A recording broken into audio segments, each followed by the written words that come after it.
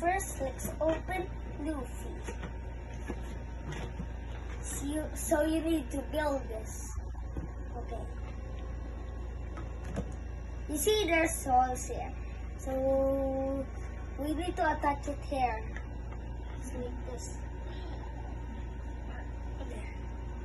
Yep. Got it. Okay, so this is Luffy. This is Luffy in gear 3. Oh wait, no, it's gear 2. It's gear 2. Luffy, but it's gear 2. This is Luffy in gear 2. Now time for Zoro. Why does Zoro have no head? Well, oh, you need to put the horns and the head. I don't know.